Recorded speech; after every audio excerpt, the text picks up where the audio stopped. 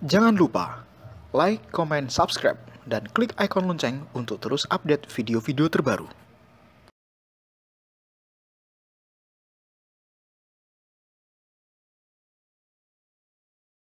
Assalamualaikum warahmatullahi wabarakatuh. Hai sahabatku, semoga sahabatku dalam kondisi sehat walafiat di bawah lindungan dari Allah Subhanahu wa taala. Bid'ah itu dibagi menjadi dua, jadi tidak selamanya bid'ah itu adalah sayyi'ah. Karena ada bid'ah mahmudah, ada bid'ah madmumah. Dalam bahasa lain, ada yang disebut dengan bid'ah hasanah, ada yang disebut dengan bid'ah sayyi'ah. Jadi jangan digebyah-uyah lalu semuanya dianggap sebagai sayyi'ah, tidak.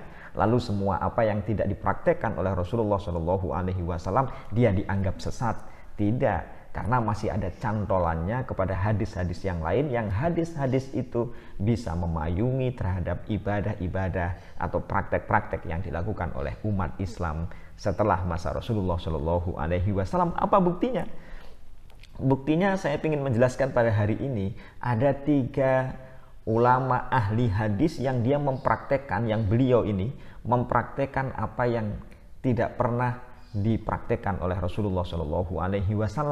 Ahli hadis mempraktekannya. Misalnya nanti Imam Malik, Imam Ahmad bin Hambal, dan juga Imam Al-Bukhari. Ini ahli hadis semua ini. Imam Malik menyusun kitab namanya Al-Muwatta, Imam Ahmad bin Hambal Musnad Ahmad bin Hambal, Imam Bukhari Sahih Al-Bukhari. Nah ini Sahih Al-Bukhari dan lain sebagainya. Sehingga jangan gampang untuk mengatakan bahwa ini adalah sebagai bid'ah sayyi'ah misalnya. Jangan. Memang para ahli hadis ini melakukan bid'ah, tapi bid'ahnya adalah bid'ah hasanah. Yang pertama, Imam Malik 1 hari 1 malam itu melaksanakan sholat sunnah 800 rakaat. Di samping melaksanakan puasa Nabi Dawud, puasa Dawud, 1 hari puasa, 1 hari berikutnya tidak berpuasa. Misalnya Abu Mus'ab dan Ahmad bin Ismail menceritakan bahwa makatha Malik bin Anasin sitina sanatan yasumu yauman wa yuftiru yauman wa kana yusolli fi kulli yaumin samana mi'ati rok'atin. Abu Mus'ab dan Ahmad bin Ismail bercerita, Imam Malik bin Anas itu selama 60 tahun berpuasa 1 hari dan tidak berpuasa pada hari yang lain, berarti namanya puasa Daud. Puasa Daud ini hari ini berpuasa, besok tidak, besoknya lagi berpuasa, besoknya adalah tidak. Itu namanya puasa Nabi Daud. Dan Anas bin Malik kana yusolli fi kulli yaumin samana mi'ati rok'atin, 800 rakaat. Luar biasa Imam Malik. Puasa Nabi Daud dan melanggengkan sholat sebanyak 800 rakaat. Masya Allah. Ada hadis yang menjelaskan bahwa Rasulullah sholat 800 rakaat. Ada enggak? Itu yang pertama, yang dilaksanakan oleh Imam Malik.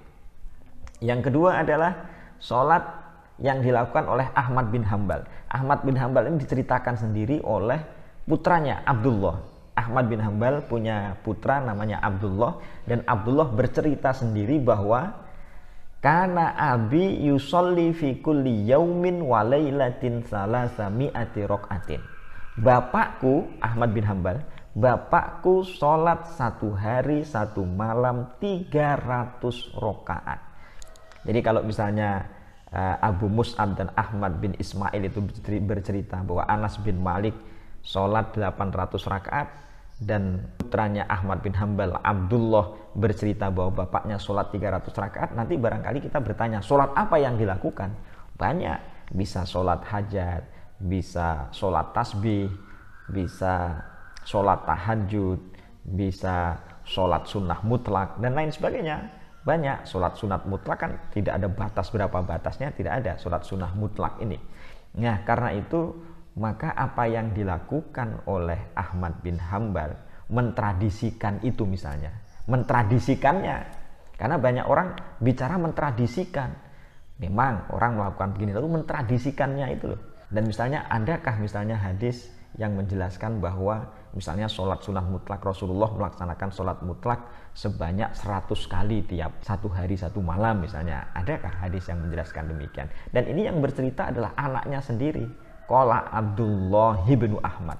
Abdullah bin Ahmad, putra dari Ahmad bin Hambal. Itu yang kedua. Yang ketiga dari Imam Al-Bukhari. Al-Farbari bercerita, qala Al-Farbari qala li Al-Bukhari, kata Al-Farbari, Imam Bukhari bercerita kepadaku, qala li Al-Bukhari, berkata Imam Al-Bukhari kepada diriku, ma wada'tu fi kitabi as-sahih, ma wada'tu fi kitabi as-sahih hadisan illa tasaltu qabla dzalika wa shallaitu rak'ataini. Imam Bukhari bercerita kepada Al-Farbari bahwa saya tidak menulis sebuah hadis di dalam kitab sahihku kecuali saya mandi terlebih dahulu. Jadi mandi dahulu. Shallaitu rak'ataini, dan saya sholat 2 rakaat. Jadi ketika Imam Al-Bukhari itu mau menulis satu hadis, mandi, kemudian sholat 2 rakaat. Jadi kalau misalnya Imam Al-Bukhari itu ketika mau menulis itu mandi dahulu, kemudian sholat 2 rakaat, maka bisa dibayangkan kalau misalnya satu hadis itu dimaknai, karena hadisan ini mufrad ini, berarti satu hadis. Jadi kalau dalam hadis Al-Bukhari ini ada 7.563 hadis, maka berarti berapa rakaat yang dilaksanakan oleh Imam Al-Bukhari? Yang dilaksanakan oleh Imam Al-Bukhari berarti sekitar 15.126 rakaat berarti Imam Al-Bukhari melaksanakan sholat 15.126 rakaat, karena hadis yang ada dalam Al-Bukhari sekitar 7.563 hadis. Jadi itu yang praktik-praktik yang dilakukan oleh Imam Al-Bukhari. Imam Malik ahli hadis, Imam Ahmad bin Hambal ahli hadis, apalagi Imam Al-Bukhari. Jadi kalau misalnya Imam Malik, Imam Ahmad bin Hambal, Imam Bukhari dianggap itu adalah orang yang tidak tahu hadis, nah berarti siapa kita itu loh kok menuduh mereka itu tidak ahli hadis. Jadi wahai sahabatku, kita harus bijak menyikapi masalah bid'ah ini. Jadi jangan dianggap bahwa semuanya adalah bid'ah. Para ulama melakukan itu perlu tentu dengan cara ikhtiyat, hati-hati meneliti sebuah hadis, tidak gampang untuk melaksanakan sesuatu. Karena apa yang mereka lakukan itu pasti berdasarkan kepada pengetahuan mereka. Sekarang ini banyak orang yang gampang menuduh sekali pelaksanaan bid'ah yang dipraktekkan oleh sebagian teman yang lain. Dan ini kadangkala sampai mengkafirkan. Kadangkala pula sampai memusyrikan juga ini, sampai Masya Allah. Dan ini adalah sesuatu yang menurut saya adalah sesuatu yang tidak baik. Karena lagi-lagi bahwa bid'ah itu dibagi menjadi 2, ada bid'ah hasanah atau bid'ah mahmudah. Yang kedua ada bid'ah sayyi'ah atau bid'ah mazmumah. Dan praktik-praktik yang dilakukan oleh umat Islam nanti juga memang menjadi perdebatan. Kalau misalnya ada sebagian umat Islam yang mengatakan bahwa ini berdasarkan kepada hadis do'if misalnya, maka hadis do'ifnya itu harus diteliti. Ada syarat-syarat kapan hadis do'if itu memang harus ditolak, kapan yang dia masih memiliki toleransi untuk bisa dijadikan sebagai pedoman dalam pelaksanaan ibadah. Dan ulama kita memang berbeda-beda. Imam Al-Ghazali misalnya mengatakan bahwa melaksanakan hadis do'if untuk fadhailul a'mal itu tidak jadi masalah.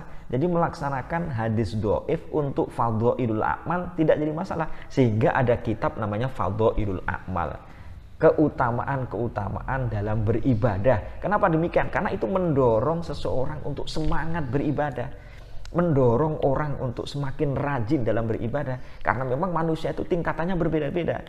Ada orang yang memang beribadah itu karena mencari pahala, ada umat Islam itu. Tapi ada orang yang mencari, yang beribadah itu karena cinta kepada Allah Subhanahu wa Ta'ala. Tapi kan ini kelompok khusus, kelompok spesifik. Kelompok spesifik orang yang beribadah, dia menjalankan sholat itu karena memang cinta kepada Allah Subhanahu wa Ta'ala. Jadi ibaratnya kalau istilah lagunya itu bukan karena mencari surga, bukan karena takut kepada neraka, tetapi karena cinta kepada Allah gitu.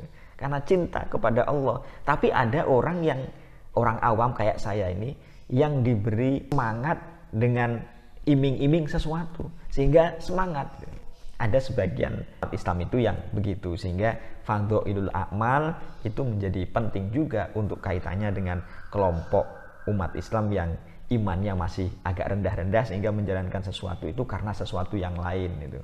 Karena sesuatu yang lain, karena ingin dapat bidadari, karena dapat ingin surga, karena yang lain. Tapi ada orang yang memang beribadah itu karena cinta kepada Allah Subhanahu wa taala. Ibadat puasa itu loh sahabatku, puasa itu kan ada yang disebut dengan puasa awam, puasa khawas, puasa khawasil khawas itu. Tapi kan apa kita harus menyalahkan orang yang puasa awam? Kan tidak. Orang awam berpuasanya masih puasa sekedar lapar dan haus. Tapi nanti harus ditingkatkan. Harus ada tingkatan yang lebih tinggi. Tingkatan bahwa dia berpuasa itu khawas atau khawasil khawas, berpuasa, seluruhnya berpuasa. Jadi kita harus sadar bahwa umat Islam itu ada tingkatan-tingkatan keberimanannya, itu tingkatan-tingkatan kayak begini ini. Sehingga fadlul amal tidak jadi masalah, karena itu adalah bagian dari unsur penyemangat manusia untuk beribadah kepada Allah Subhanahu wa taala. Demikian, semoga bermanfaat. Assalamualaikum warahmatullahi wabarakatuh.